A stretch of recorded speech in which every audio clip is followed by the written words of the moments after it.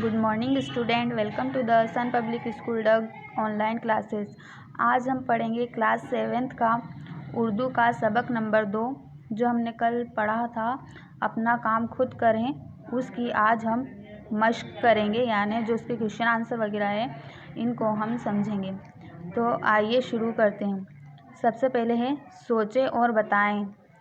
चिड़िया जब दाना लाने गई थी तो चिड़िया के बच्चों ने क्या देखा। जब चिड़िया दाना लाने के लिए गई थी तो चिड़िया के बच्चों ने देखा कि किसान और उसका बेटा खेत पर आ रहे हैं। अगला क्वेश्चन है, खेत के पास आकर किसान ने अपने बेटे से क्या कहा। तो खेत के पास आकर किसान ने अपने बेटे से कहा कि गेहूं अब पक गए हैं और हम इनको 1-2 दिन में कटवा लेंगे। चिड़िया के बच्चे किसान की बात सुनकर क्यों डर गए। तो चिड़िया के बच्चे किसान की ये बात सुनकर डर गए कि वो 1-2 दिन में गेहूं कटवा लेंगे तो फिर उन्हें वहाँ से जाना पड़ेगा। अगला क्वेश्चन है, चिड़िया ने अपने बच्चों को किस तरह समझाया।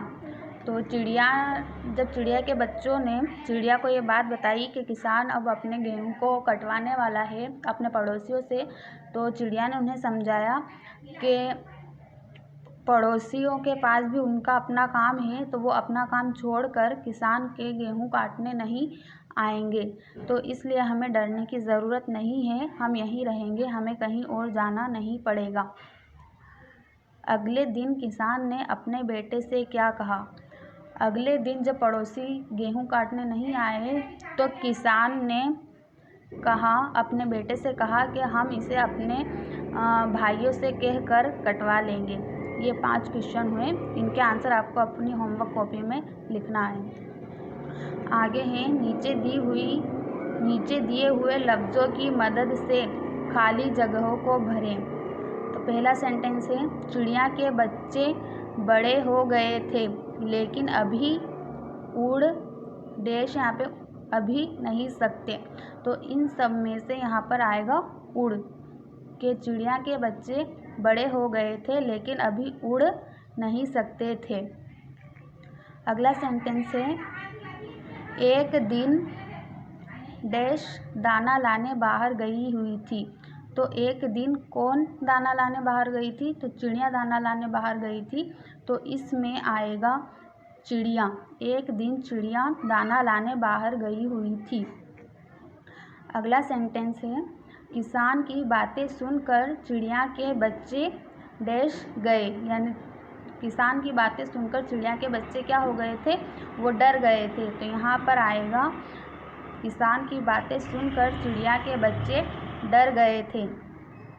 अपना काम छोड़कर दूसरे का काम नहीं करता। अपना काम छोड़कर दूसरे का काम कोई नहीं करता। तो यहाँ पर आएगा कोई। अगला सेंटेंस है, अगले दिन किसान और उसका बेटा ही गेहूं काटने आ गए। तो वो जब उसके पड़ोसी और उसके भाइयों ने मना कर दिया तो फिर अगले दिन वो खुद ही गेहूं काटने आ गए। तो यहाँ पर आएगा खुद। इस तरह हमारी ये एक्सरसाइज यहाँ पे पूरी हुई। अगली है, नीचे दिए हुए जुमलों को गौर से पढ़ें। तो हमें इसे पढ़ना है। चिड़िया अपने बच्चों के साथ रहती थी।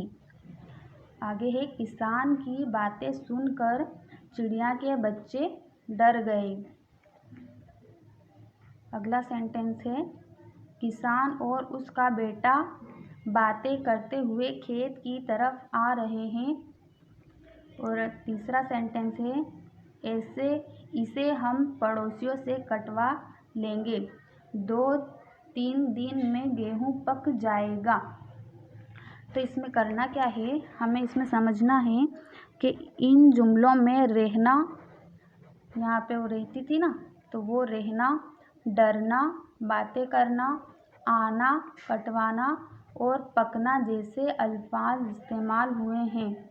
इनसे किसी न किसी काम के करने या होने का पता चल रहा है।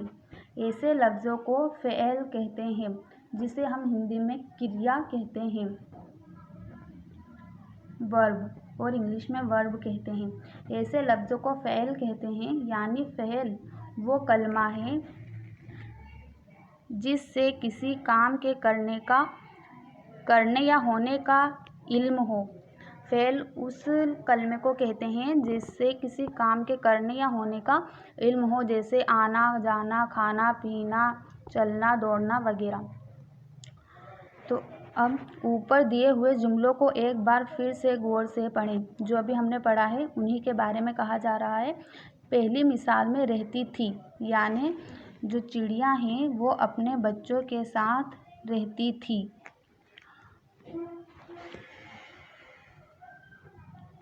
दूसरी मिसाल में बातें करते हुए आ रहे हैं, और तीसरी मिसाल में कटवाएंगे और पक जाएगा जैसे अल्फाज इस्तेमाल हुए हैं। पहली मिसाल से पता चलता है कि काम हो चुका है, यानी वो जो चिड़िया है वो रहती थी तो वो ऑलरेडी रहती थी, वो उसको अभी फ्यूचर में नहीं करना है और अभी प्रेजेंट में भी नहीं हो रहा है, तो वो ऑलरेडी हो चुकी थी, तो ये उसका माजी हो गया। दूसरी मिसाल में काम के जारी रहने का इल्म हो रहा है। जारी रहने का इल्म ऐसे हो रहा है कि किसान और उसका बेटा बातें करते हुए खेत की तरफ आ रहे हैं, तो वो इन प्रेजेंट आ रहे हैं, ये उसके जारी रहने का इल्म हो रहा है यहाँ पे। तीसरी मिसाल में आइंदा ज़माने में काम के होने के बारे में कहा गया है, जैसे हम अपने पड़ोसियों से कटवा लेंगे और 2-3 दिन में गेहूँ पक जाएगा, तो जैसे इन फ्यूचर वो काम करना है, तो ये इससे हमें फ्यूचर का पता चल रहा है।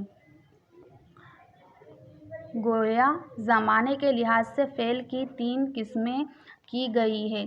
तो अब जो फ़ेल है, क्रिया है, वो कितनी तरह की हो गई? वो 3 तरह की हो गई। फ़ेल माजी, यानी वो फ़ेल या वो काम जो पहले हो चुका है उसे फ़ेल माजी कहते हैं। जैसे चिड़िया अपने बच्चों के साथ रहती थी, तो यहाँ पे थी आया है, तो ये फ़ेल माजी हो जाएगा, यानी जो काम हो चुका है वो फ़ेल माजी कहलाता है। और किसान की बातें सुनकर चिड़िया के बच्चे डर गए, तो वो ऑलरेडी डर गए हैं, तो ये भी फ़ेल माजी, यानी वो हो चुके, डर चुके हैं। दूसरी किस्म है फ़ेल हाल, यानी जो प्रेजेंट में हो रहा है, तो उसको रनिंग में हो रहा है उसको फ़ेल हाल कहते हैं। और फ़ेल हाल वो फ़ेल है जिसमें मौजूदा ज़माने में काम के जारी रहने का इल्म होता है, जैसे किसान और उसका बेटा बातें करते हुए खेत की तरफ आ रहे हैं। वो अभी आ रहे हैं, वो पहले से आ चुके भी नहीं हैं और आएंगे ऐसा भी नहीं है, वो अभी आ रहे हैं, मतलब वो रनिंग में है, तो ये हो जाएगा फ़ेल हाल। तीसरा फ़ेल की किस्म है फ़ेल मुस्तकबिल, यानी जो फ्यूचर में होगा और जिससे फ्यूचर का पता चले वो फ़ेल मुस्तकबिल है। तो फ़ेल मुस्तकबिल वो फ़ेल है जिससे मालूम हो कि आइंदा ज़माने में काम किया जाएगा, जैसे गेहूँ कटवा लेंगे और 2-3 दिन में गेहूँ पक जाएगा, तो ये हो जाएगा फ़ेल मुस्तकबिल। जैसे इसे हम पड़ोसियों से कटवा लेंगे, 2-3 दिन में गेहूँ पक जाएगा, तो ये हो जाएगा फ़ेल मुस्तकबिल। तो इस तरह हमें पता चला कि फ़ेल उस कलमे को कहते हैं जिससे किसी काम के करने या होने का पता चलता है, जैसे आना जाना, खाना पीना, काटना वगैरह सब कुछ। तो अब ये जो फ़ेल है, ये जो काम है, इसकी भी 3 किस्में हैं। फ़ेल माजी, यानी जो काम हो चुका है, फ़ेल हाल, यानी जो काम जारी है, हो रहा है, और फ़ेल मुस्तकबिल, यानी जो काम होगा और जिसको करना पड़ेगा आगे। तो ये 3 किस्में हैं फ़ेल की। आगे है माजी, हाल और मुस्तकबिल की एक एक मिसाल आप भी लिखें। अब ये जो किस्में आपको बताई गई है और जो इनके एग्ज़ाम्पल दिए गए हैं, इस तरह आपको भी एक एक एग्ज़ाम्पल तीनों का लिखना है, फ़ेल माजी का, फ़ेल हाल का और फ़ेल मुस्तकबिल का। ये तीनों के एग्ज़ाम्पल आपको अपनी होमवर्क कॉपी में लिखना है। आगे है, इस कहानी से हमें क्या सबक मिलता है, 5 जुमले लिखें। तो जब हमने इसकी रीडिंग की थी तो हमने आपको बताया था लास्ट में कि इस कहानी से हमें क्या सबक मिलता है कि हमें अपना काम खुद करना चाहिए, दूसरों के भरोसे नहीं रहना चाहिए और इससे हमारा ही नुकसान होगा। तो इस कहानी से हमें जो सबक मिलता है वो हमें 5 जुमलों में लिखना है। आगे है, खुश खत लिखें, यानी अच्छी राइटिंग में आपको ये जो वर्ड दे रखे हैं लफ्ज़, इनको अपनी बुक के अंदर लिखना है। तो पहला वर्ड है घोंसला, दूसरा वर्ड है खेत, तीसरा किसान, चौथा गेहूँ और पड़ोसी। तो ये वर्ड आपको अपनी बुक में अच्छी हैंड राइटिंग में लिखना है। आई होप आपको ये एक्सरसाइज, ये मश्क समझ में आई होगी। मिलते हैं नेक्स्ट वीडियो में। Thank you.